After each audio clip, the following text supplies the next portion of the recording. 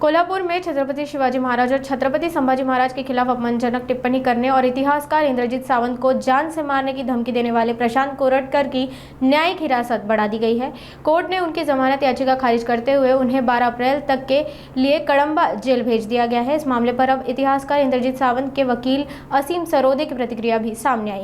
आरोपी प्रशांत कोरटकर यांच्यातर्फे वारंवार विविध न्यायालयांमध्ये जामीन मिळाला पाहिजे म्हणून अर्ज करण्यात येत आहेत आणि आपण पाहिलं की सगळ्याच न्यायालयांनी जवळपास प्रशांत कोरटकर यांचा जामीन अर्ज आतापर्यंत फेटाळलेला आहे। आता सुद्धा हा जो जामीन अर्ज केलेला आहे तो अत्यंत घाईनी आणि जामीन मिळालाच पाहिजे असा दुराग्रह ठेवून केलेला आहे असं दिसते। कारण की इन्व्हेस्टिगेशन अजून पूर्ण झालं नाही असं सरकार पक्षातर्फे सांगण्यात आलेलं आहे। लेखी स्वरूपात पोलिसांनी दिलेलं आहे की इन्व्हेस्टिगेशन अजून पूर्ण झालेलं नाही। कारण की प्रशांत कोरटकर याला वेगवेगळ्या राज्यांमध्ये इथल्या जवळपास 6 शहरांमध्ये जेव्हा लपून बसला होता तेव्हा कोणी कोणी मदत केली त्यांचे सगळ्यांचे स्टेटमेंट्स घेणं आवश्यक आहे।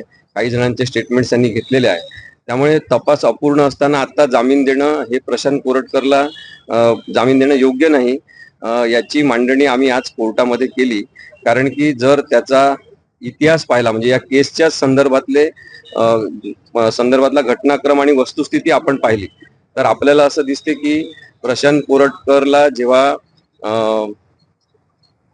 इंद्रजीत सावंत यांना फोन करावा वाटला तेव्हा त्यांनी 12 वाजता रात्री फोन केला। 12 वाजता नंतर म्हणजे एका अनोळखी माणसाला 12 वाजता नंतर फोन करायचा, शिवीगाळ करायची, अत्यंत वाईट भाषेमध्ये छत्रपती शिवाजी महाराज, छत्रपती संभाजी महाराज यांच्याबद्दल आणि जिजाऊ मासाहेबांचा अपमान होईल म्हणजे स्त्रीच्या चारित्र्यावरच शिंतोडे उडतील, चिखल उडेल अशा पद्धतीने वक्तव्य करायचे आणि नसलेला एक ब्राह्मण आणि मराठा वाद तयार करायचा।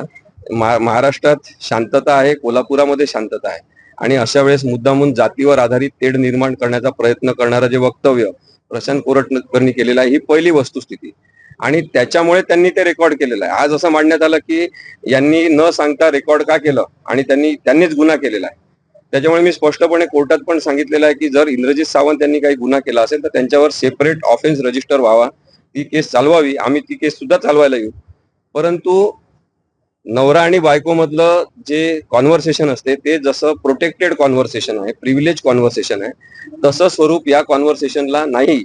त्यामुळे समाज हितासाठी असा एखादा वाईट चेहरा, वाईट विचार करणारा माणूस हा समोर आणणं हे एखाद्या समाजातल्या चांगल्या व्यक्तीचं कर्तव्य आहे आणि त्या कर्तव्याचं वहन इंद्रजीत सावंत यांनी केलेलं आहे हे सुद्धा आम्ही सांगितलं।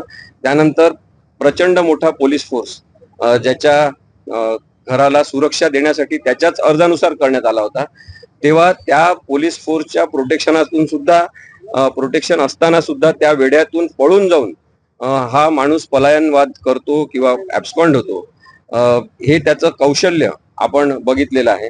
त्यानंतर जेव्हा मोबाईल त्याच्या बायकोच्या मार्फत त्यांनी नागपूरच्या पोलिसांकडे जमा केला तेव्हा त्यांनी डेटा इरेज करून तो देण्याची पूर्ण काळजी घेतली। त्याच्यामध्ये सुद्धा गुन्हेगारी कौशल्य त्याचं आपल्याला दिसते आणि अशा गुन्हेगारी कौशल्य असलेल्या आणि प्रवृत्ती असलेल्या माणसाला जामीन देऊ नये असं आम्ही कोर्टामध्ये आज सांगितलं आणि उद्या जामीन अर्जावर निकाल न्यायालयात देण्यात